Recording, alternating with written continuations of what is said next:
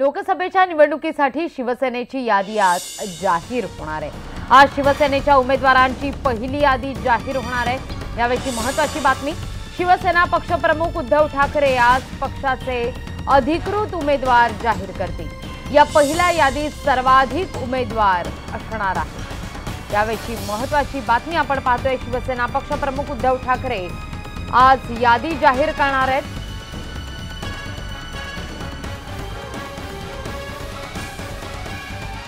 याविषयी अधिक माहिती घेऊया आमचे प्रतिनिधी उदय जाधव यांच्याकडून। उदय, का अधिक माहिती या संदर्भात कधीपर्यंत ही यादी समोर येईल आणि कोण कोण नावं असतील या यादीमध्ये, संभावित काय नावं असतील?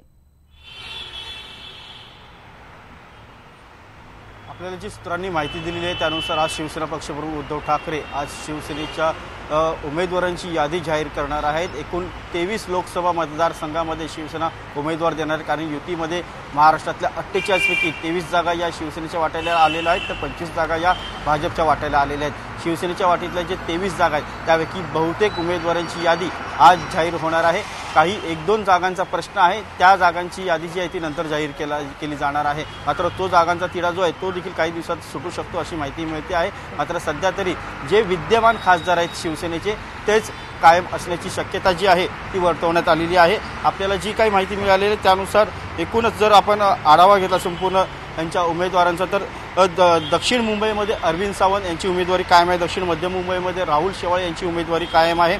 उत्तर पश्चिम लोकसभा मतदारसंघामध्ये गजानन कीर्तिकर शिवसेनेचे ज्येष्ठ नेते त्यांची देखील उमेदवारी कायम असल्याची समजते। ठाण्यामधून राजन विचारे, कल्याण डोंबिवलीमधून श्रीकांत शिंदे, पालघरमधून चिंतामण वणगा, पालघर हा अतिरिक्त लोकसभा मतदारसंघ जो शिवसेनेच्या वाट्याला आता देण्यात आला, तिथून चिंतामण वणगा यांची उमेदवारी जाहीर होऊ शकते। त्याचबरोबर रायगडमधून अनंत गीते, रत्नागिरी सिंधुदुर्गमधून विनायक राऊत, कोल्हापूरमधून संजय मंडलिक, हातकणंगले येथून धैर्यशील माने, नुकतीच त्यांनी मातोश्रीवरती येऊन शिवसेना पक्षप्रमुख उद्धव ठाकरे यांची भेट घेतली होती आणि त्यांना गो हेड देण्यात आलेला आहे। हातकणंगले लोकसभा मतदारसंघामधून धैर्यशील माने असतील, नाशिकमधून हेमंत गोडसे, शिर्डीमधून सदाशिव लोखंडे, शिरूर लोकसभा मतदारसंघामधून शिवाजीराव आढळराव पाटील हेच उमेदवार असणार आहे। औरंगाबाद लोकसभा मतदारसंघातून चंद्रकांत खैरे, वाशिम भावना गवळी, बुलढाणा प्रतापराव जाधव, रामटेकमधून कृपाल तुमाने, अमरावतीमधून आनंदराव अडसूळ आणि परभणीमधून संजय जाधव हे उमेदवार असण्याची शक्यता आहे। त्याचबरोबर ज्या जागांबद्दल वाद आहे तो म्हणजे मावळमधून श्रीरंग बारणे यांची या उमेदवारीवरती अजूनही शिक्कामोर्तब झालेलं नाही आहे, तर उस्मानाबादमधून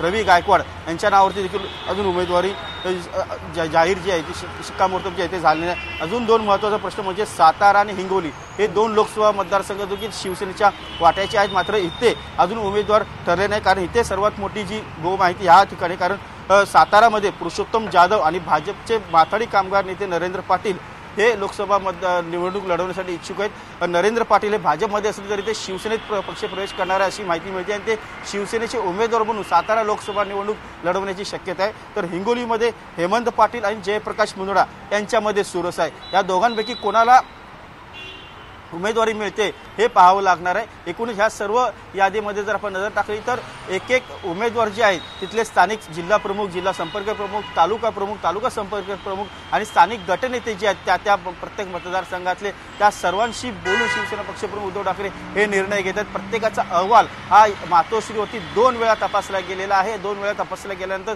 तिसऱ्यांदा जे उमेदवार असणारे संभाव्य त्या संदर्भात देखील चर्चा झालेली आहे। एकूणच 3 वेळा जी परीक्षा आहे शिवसेनेची, जी काही एक सिस्टम आहे, एक संघटनात्मक शिस्त आहे, त्या अंतर्गत ह्या सगळ्या उजळणी करण्यात आल्यानंतर ह्या उमेदवारांची यादी जी आहे ती आज जाहीर केली जाणार आहे।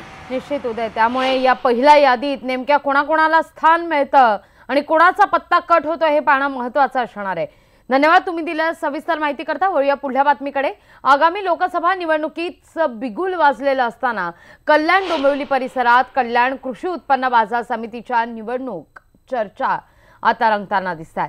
या कृषी बाजार समिती शिवसेनेचा पाडाव करण्यासाठी भाजपनं थेट राष्ट्रवादी, मनसे आणि काँग्रेसची हातमिळवणी केल्याची चर्चा आहे। एकूण 18 जागांसाठी ही लढत होणार आहे आणि या निवडणुकीत राष्ट्रवादी काँग्रेस आणि शिवसेना यांचा प्रत्येकी एक उमेदवार बिनविरोध निवडून असला तरी उरलेल्या 16 जागांसाठी 121 गावांमधील 18,700 मतदान उद्या करतील।